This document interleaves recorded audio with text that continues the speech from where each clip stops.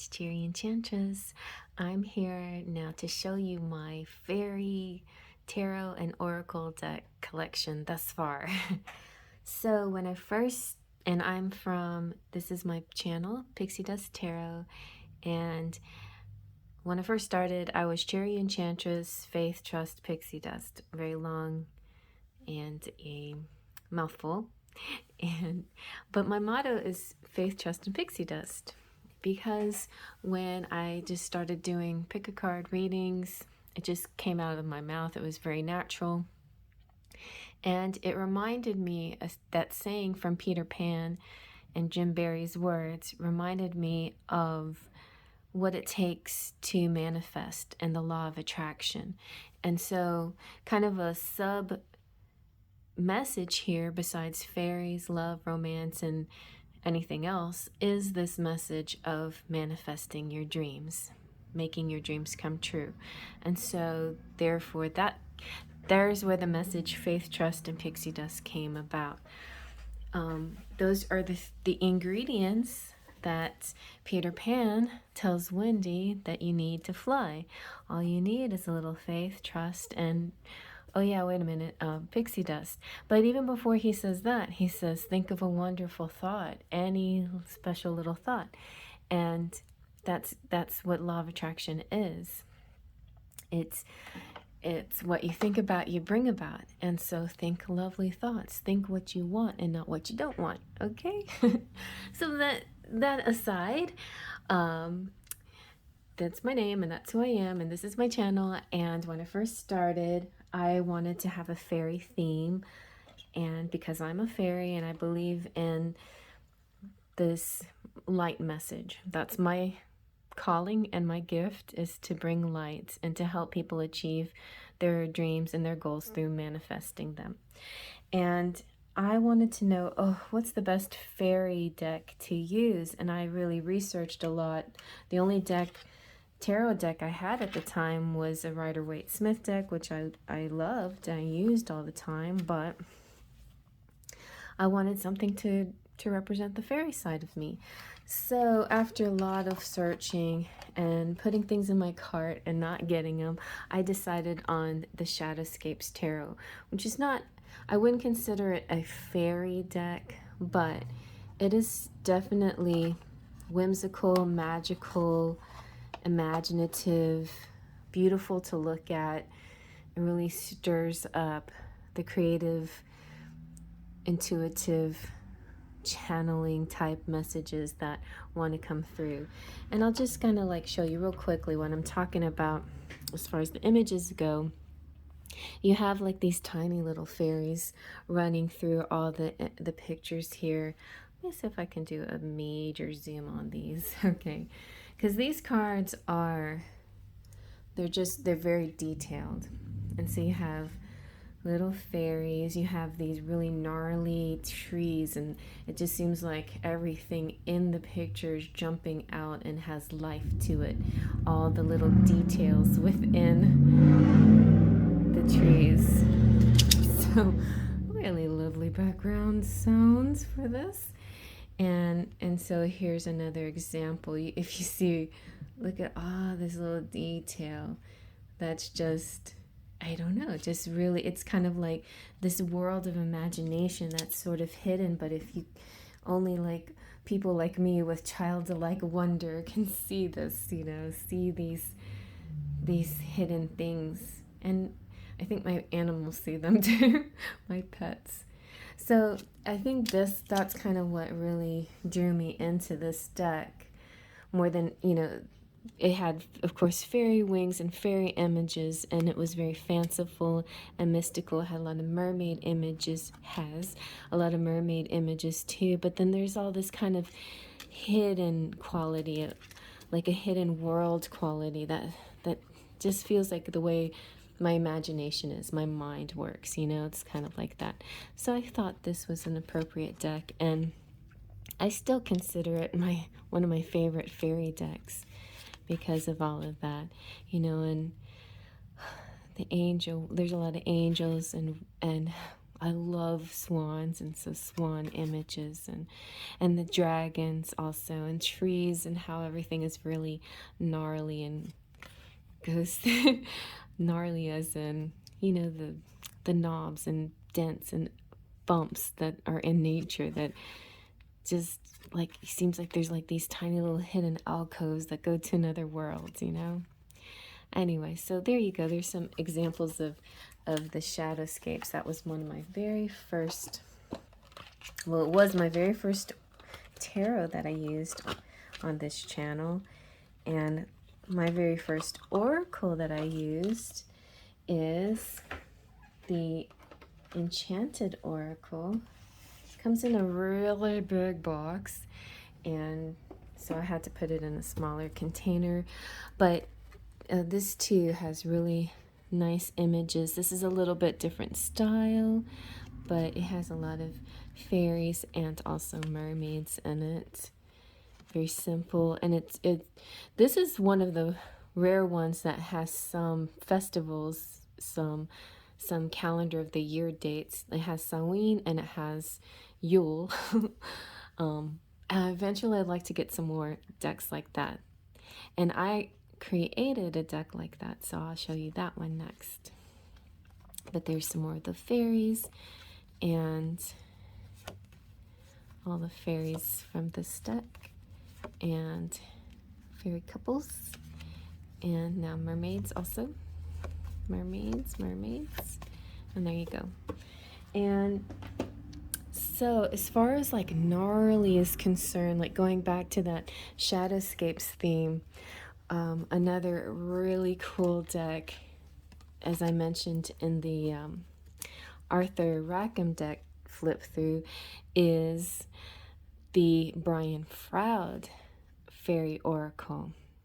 This one is a really cute card, but so he's got kind of categories of fairies. You know, some of them are these beautiful ethereal creatures. Some of them are just kind of called singers, pure light energy. Some of them are a little bit more gnomish and more goblinish, you know, creatures, more of the creature types. And so I love the variety of fairies that he has in his deck. The singers and the fawn and the watcher and the Niomancer and the topsy-turvies. It's like these would be all the creatures that you would see in the branches and stuff of the other deck. So I actually bought this one to kind of work with my Shadowscapes kind of together companion deck. And it's a little bit hard to read. They're kind of like a play on words. Very cute. Penelope Dreamweaver and Phelan the Sylph. But some of them are kind of a play on words. Some of them are funny. The Sage is a little serious. And yeah, the book that goes with this is like this really amazing big hardcover book that Jessica Macbeth wrote the text to, and she's very creative and kind of like gets you into the world of the fairies. So I like that very much. Oh, and they give you one blank card where you can draw your own image, and I'm not sure what the rule was for the blank card, but it's supposed to be a card that guides the rest of the cards. So it's like a fairy guide, and I'm like, well, I'm the fairy guide here.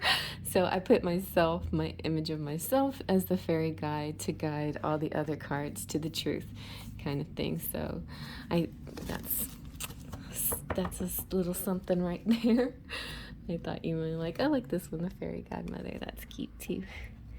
All right, and then so as I have been inspired by decks, I had to make one of my own, and I had a few start decks that were called the Fairy Forecast, and I kept trying and trying and trying, and eventually I came up with, I think, what I'm pretty proud of.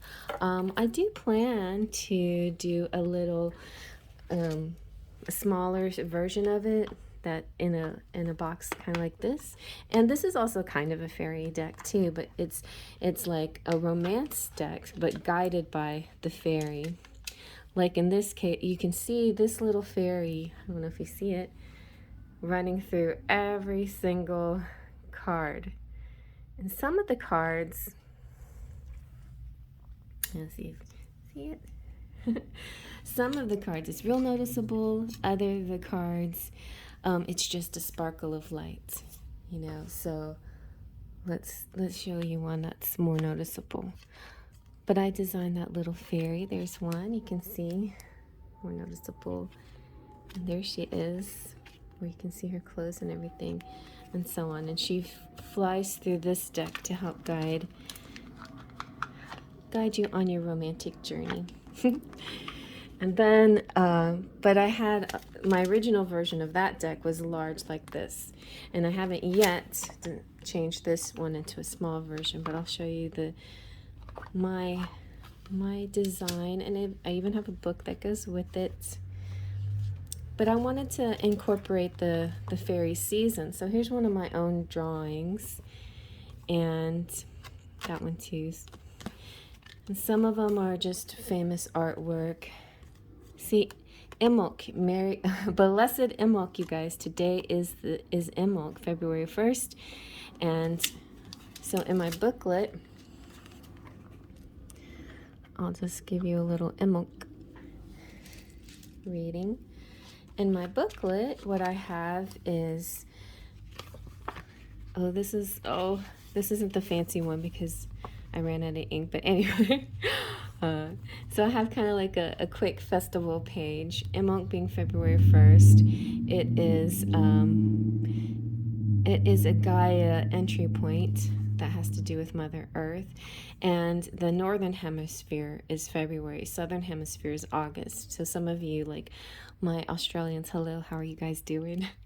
Will not be celebrating Imbolc today, but anyway, so here it has an explanation of Imbolc. It's the celebration of spring and the maiden and baby fairies.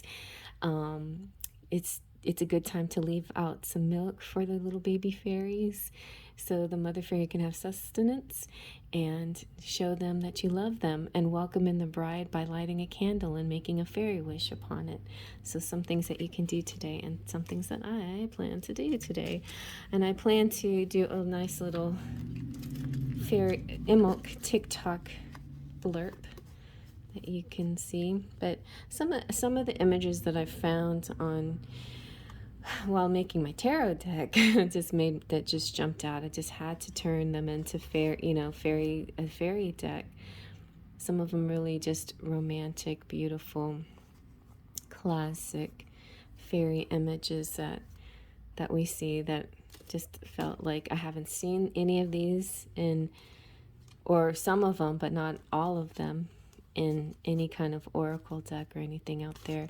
And I wanted to make sure that I had the seasons, Yule, and I also wanted to make sure I had my motto, faith, trust, and pixie dust. So this is, to me, one of the nicest fairy decks out there. Of course, you have to, mermaids are a water fairy, so you have to kind of give them due. If you're not having a whole mermaid deck, then at least throw them in a water situation. And so there.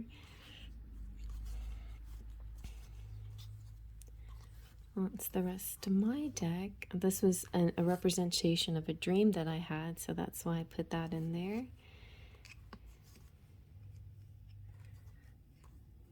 And I just love this one, the waves. And there you go. That's my fairy forecast. You can get that one on makeplayingcards.com if you want to get this fairy deck. It's a very nice one.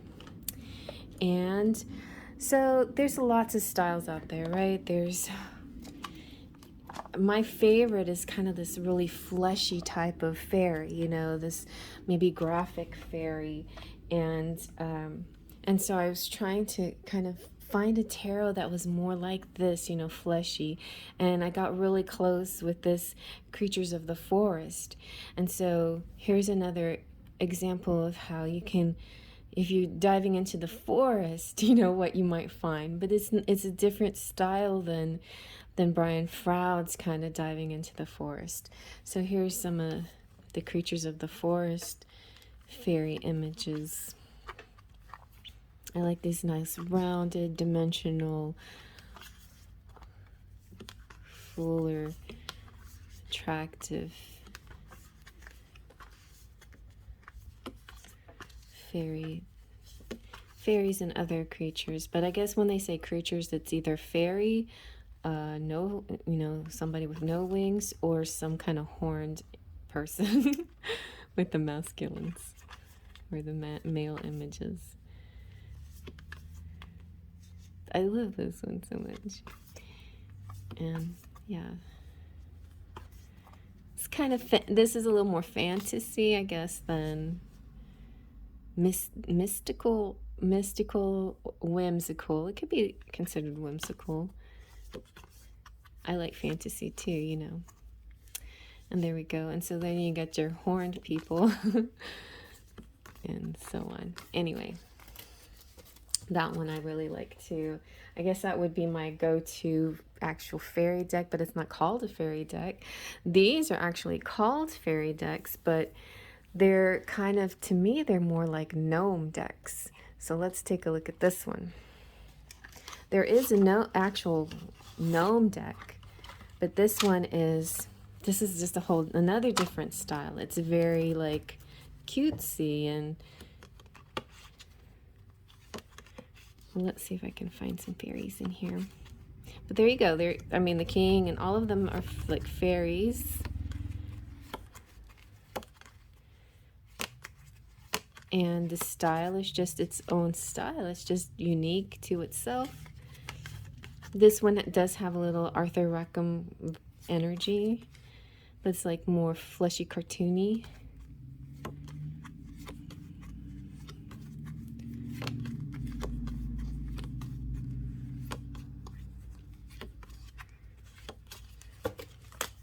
It's really cute though. I use it sometimes, just not a lot. Part of the reason why is because it doesn't use it uses unusual suits, right? It has, the suits are hearts, which is cups, bells, which is pentacles, acorns, which is wands, and then leaves, which are swords. And it's kind of hard to, you know, you have to like make that connection in your head when you're using these, and it takes a little extra time. And then yeah, let's see, this one is they have special names too. So for the star card, she's considered, so first of all, like, the first thing you do when you look at them, you gotta say, okay, 10, 5, 6, 7, 17. Okay, that's 17 is the star card. So already you're spending a few seconds trying to translate that, and then it's not even called the star card, it's called the naiad, which I think is perfectly marvelous and wonderful and magical. It just takes a little time, and if you want to use this as your main deck, then it's just something you have to study for a little while, I think. So, but it's really cute. Look at how pretty that one, that's so pretty. And so on. So you get the idea. It's very colorful. It's whimsical, but the pips cards, you know, just like really pippy with the but it does at least have a little kind of action drawing behind it. I just wish they were all more like that, you know, like real thick and big, but you know, they're really good, really good. They have a little humor to them too, which is nice. Okay, and then, but see, I just didn't, I was like, okay, this is not, I'm looking for a tarot deck that's more like my wild wisdom of the Fairy Oracle. So I've got also got the Mystic Fairy Tarot that my son-in-law gave me for Christmas. And this is also one that had been on my list from very early days. I etched it and everything, you guys. That's a pretty color. I should use that on some of the other decks I have. And so, you know, this also has really nice drawings. It's just has its own style, right? It's kind of got a nice amber sort of energy on it. Look at that cute little fairy. And so it has a nice little style to it as well. Very nice. And it just totally itches me to make my own fairy tarot, and I'm just going to have to do it, you know, sooner rather than later. Once I'm actually making a Lenormand right now. Once I'm done with my Lenormand, I'm straight into my fairy tarot. But I think I've now gotten close to getting an iPad, and with the iPad Pro, thanks to all your support, it's getting prepared. And I will probably take some classes so I can get into it. That's really pretty. Look at that. I love that. So there, yeah, this is a really cute deck. Really cute. I haven't really used it too much, so I'm definitely going to use it more in the springtime. It's definitely give me spring energy, and I got it for Christmas in the winter time, so it makes more sense to bring it out in the spring. And so I made reference to a fairy oracle that is one of my favorite oracles of all time, not just in the fairy realm, but it's this fairy oracle, the wild wisdom of the fairy. Seeing that these drawings, I could get behind this, you know, and this is kind of how when I see something that represents me and my style of fairy, this is what to me represents how I portray my fairy-esque, my fairy essence. So it's more, you know, kind of, that one's cute, but I'll show you, kind of give you more idea. I think stuff like that. And this, I mean, I just wish I could have this in a tarot, you know, these kinds of images. So I'm definitely going to use this as inspiration for my tarot deck, this kind of energy. I love that, and she's cute.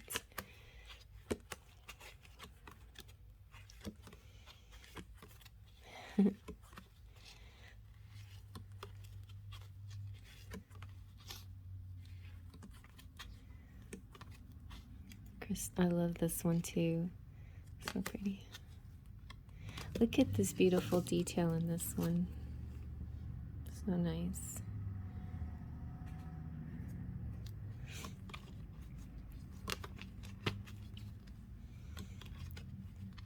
And some, you know, like not quite as detailed, a little more linear, but they're still all beautiful.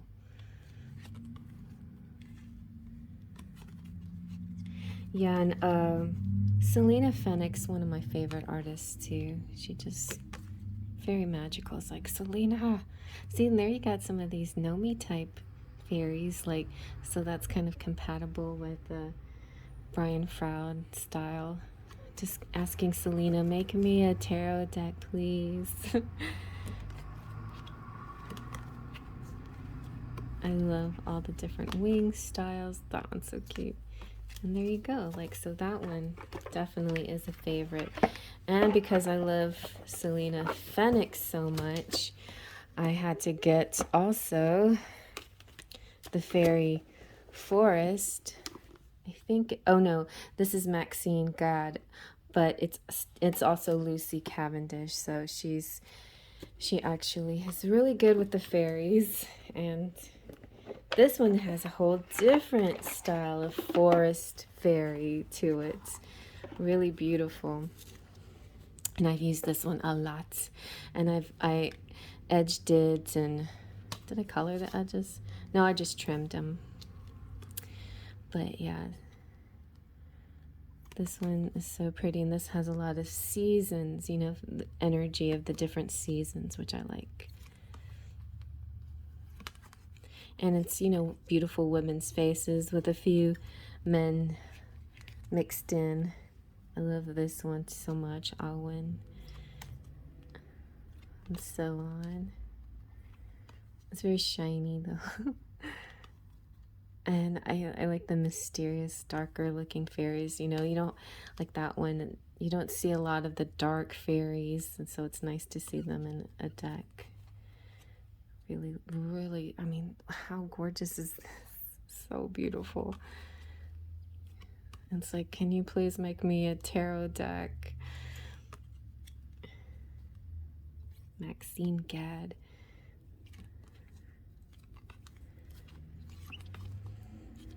That one's really pretty.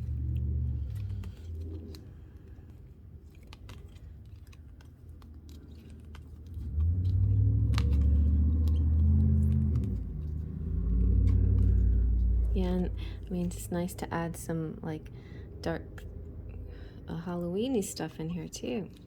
This one definitely has a seasonal feeling to it. Without saying Yule or Samhain, it kind of gives you, but I think maybe, yeah, I don't think it says it directly, but it does, it's implying it within the imagery. And it has a lot of, you know, the Green Man energy and the Charnunos and all the mystical quality like that. There's one of the men, the king of the Darkwood Elves. Ooh, celebrity. I hardly ever read this guy.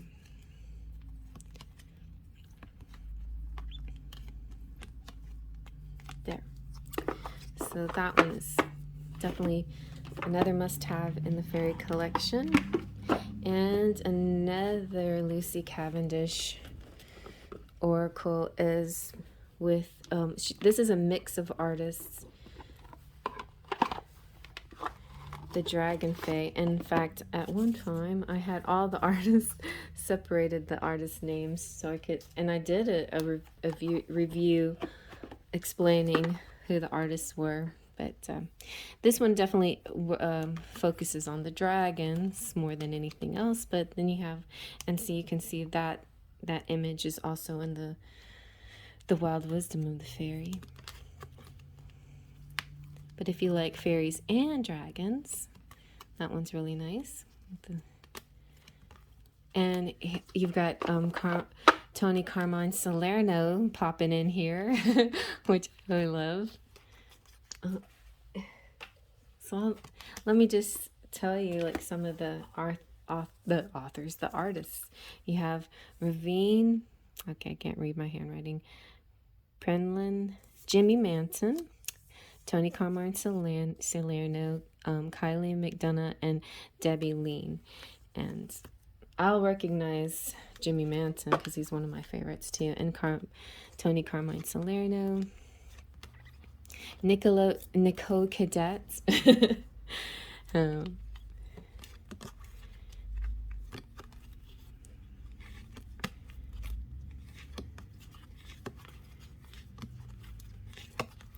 The New Moon Fae. Okay, so here's Jimmy Manson. Here's one of his. Really, I love his beautiful graphic style.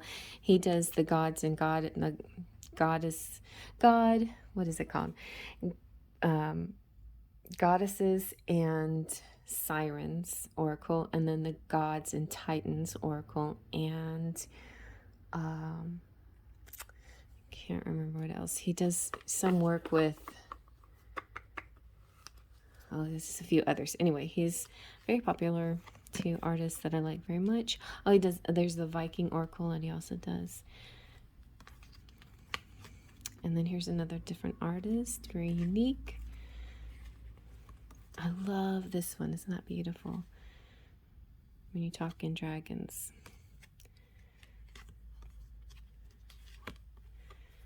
And Selena Fennick. There she is.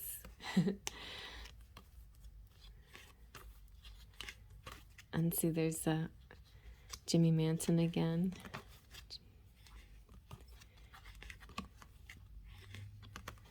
this style is kind of interesting. Very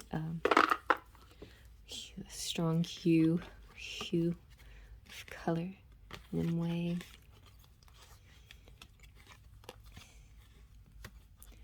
Fernia, isn't that beautiful? Pelennor and the Lady. And then that's, I think we've gone full circle now. Anyway, yeah. Another deck I don't use that much, but I do pull out once in a while, especially when I'm wanting to talk about dragons. And so, I put aside my Blessed Bee deck because it's another Lucy Cavendish deck, which I'm just a huge fan of hers, but it doesn't really have like fairies, or I think if it does, okay, one fairy. Let me see how many fairies are actually in this deck. It's a beautiful blessings deck. It's a smattering of fairies, I think, though it's not really a fairy oracle, but it's a Celtic oracle, and it's about, it's kind of like a prayer deck in a sense.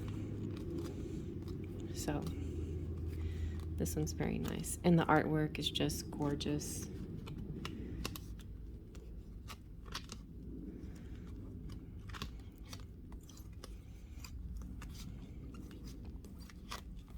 And I feel like this is one of my favorite decks when it comes to capturing masculine energy, or the male energy.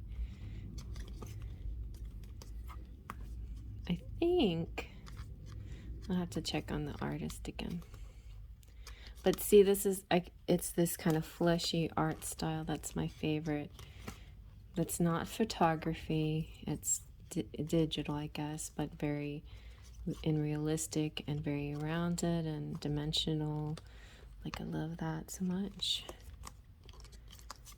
See, there you go. Isn't that a beautiful masculine picture?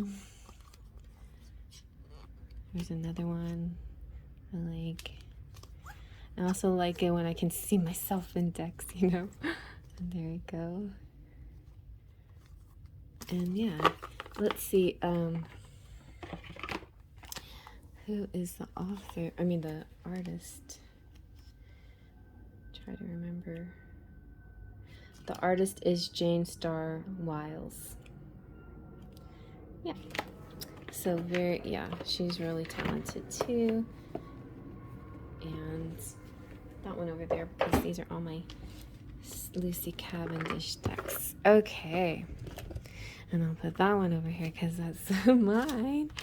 And then you guys might have just watched my flip through of the Arthur Rockum Oracle. His style is so unique.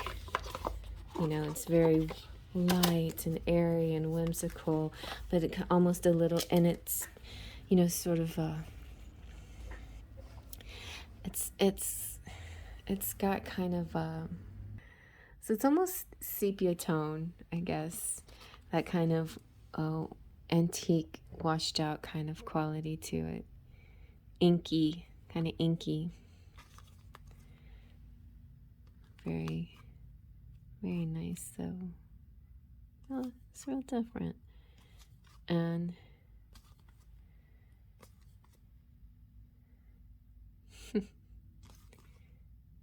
you can pick up energies. So, and this gives you an example that fairies are not just little fluffy, insubstantial things.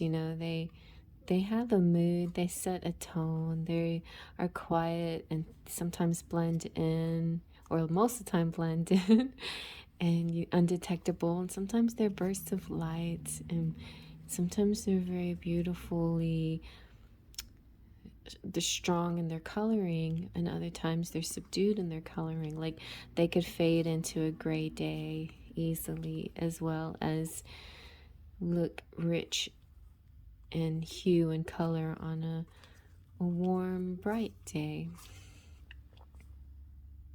I like that sunset, sunrise or sunset coming through.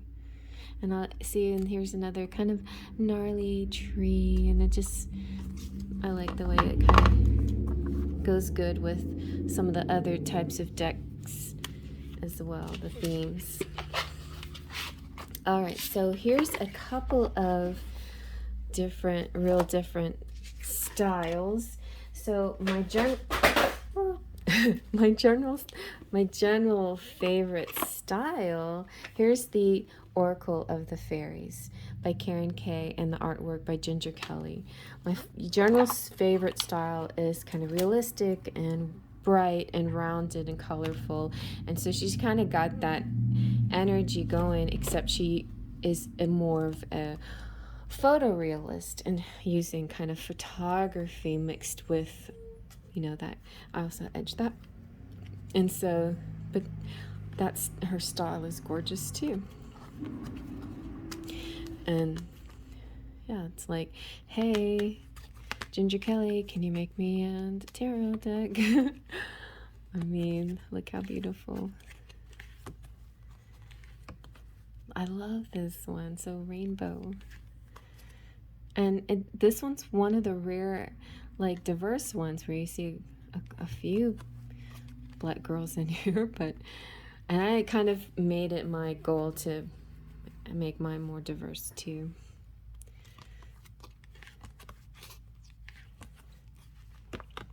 This is one of the cutest fairies that I've ever seen. She's so beautiful.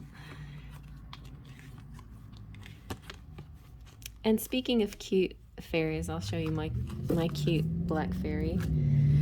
If you want, black lady. I don't know if I showed it to you or not. Let's see. She represents Earth. Yeah, it's actually, when I first did this deck, I was going to use my niece as the Earth fairy since she's a Capricorn, but I decided to use Queen Sugar since she's a Virgo. So Queen Sugar doesn't look exactly like that, but she has kind of like that essence. She actually looks a little more like this fairy. Anyway, so yeah, so you got to have some representation, beautiful melanin colored fairies out there. And so yeah, so this deck is really cute.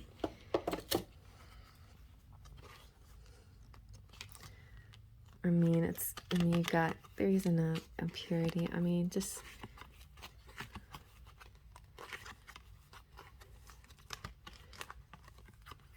some of them, I think some of them look kind of awkward. Like, I'll show you my least favorite one on this deck, which I just feel like their positioning is awkward. Like that one, that's gorgeous, and then that makes me feel connected to this deck because she's kind of like, feels like my energy.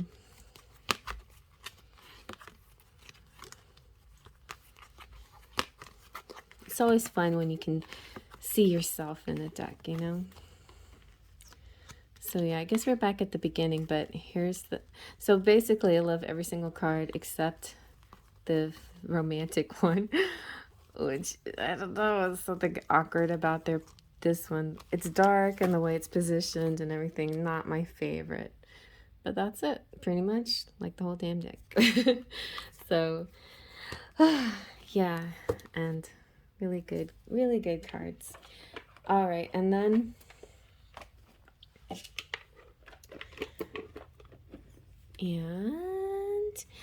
and now another one is the Fairy Wisdom Oracle. So another beautiful deck by Amy Brown and written by Nancy Brown, so the Brown sisters. And it's just, this is like somebody's particular style of artwork, which is really adorable.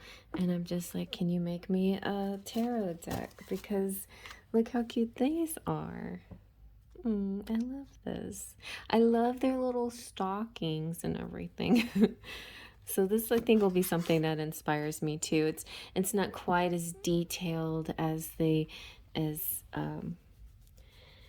Selena Phoenix artwork, which is very time consuming. So, you know, can pull it down a little and do something a little more graphic and simplified. But whew, it still takes forever to do this kind of style.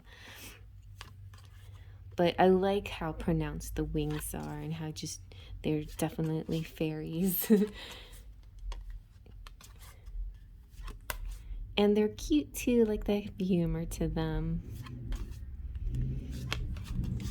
I think I'm gonna bring out some more. I'm just gonna do like things that have to do with humor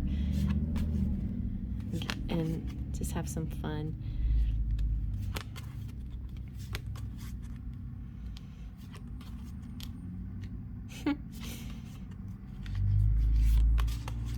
The flirt.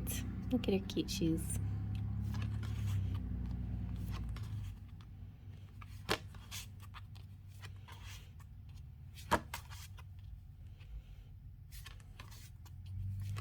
Yeah, I have to decide. I have like Valentine's stuff, but once Valentine's Day is over, I think I'm going to move into, well, next phase is mermaid phase because of Pisces season. So be on the lookout for more mermaid oracles and decks coming your way. That's kind of how I do, though. I kind of go with I like read the room. I kind of go with the energy of the season and the energy of people and, you know, that are watching, the collective. What are they wanting to see? You know, I feel like you connect with the visual of the seasons.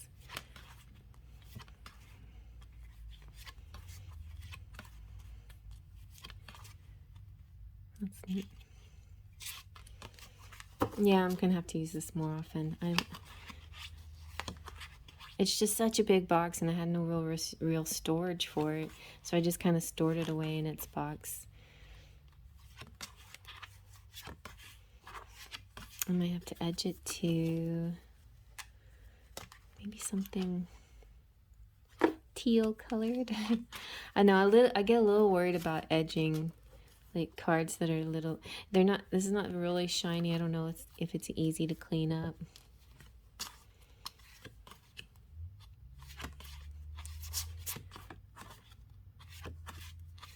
A lot. I mean, this got a lot of cards in it. Anyway, I can't remember where. A trillium is a really neat definition. When fairies go bad. I'm telling you, this is so cute. Okay, well, anyway, you get the picture. I mean, a cute, fun, humorous deck. You know, to keep things light, because fairies should be light, right? And so, last but not least, and I left it last because I don't like it that much. It's not that it's bad, it's just it's a Lenormand, and I was expecting more of it. You know, the box is really adorable, isn't it? Really cute. And so this particular card is cute, the one that they use for the clover. But it's kind of like a graphic art deck. It's not digital, like photo manipulation. I don't know how to explain it, but anyway, it's the Fairy Leonard, and I rarely use it, but it does have its purpose. And the book that comes with it is kind of good. I mean, the book that comes with it is good because it has nice keywords and it's real easy to read. So they have the corresponding playing card that goes with each card, which is helpful, but I feel like it just takes over the image too much. I just don't like how it just kind of covers the image. And so that fairy's okay. This one, it's like that dog, like you could totally make a cuter dog than that. And most of the fairies have kind of like afros and stuff. I mean, yeah, see, like all the little afro, they're cute. I mean, and it's not like it's an easy thing to draw, but you know how like there's some artists out there that are just really good at landscapes and some are really good at figures but not like features. I'm kind of a features person. I'm pretty good at features, But it is harder for me to incorporate the rest, the landscape. So sometimes I digitally add landscape because I'm not the best landscape artist. So I just feel like maybe this particular artist has trouble with hair. I don't know. But there you go. Like, the images are fun. This is anchor, but it's like, what is this guy doing here with an anchor? And I feel like I need to read. Maybe I know I've read this before, and maybe I just don't understand what that big guy represents. Stand still. The house of the anchor is where the reading may be held firm or fastened depending on the questions and the context of the interpretation. It will show what is most long-standing in the situation, such as the man in the house of the anchor would be meaning the man is going to be around for a long time. Okay, I guess that's what that means.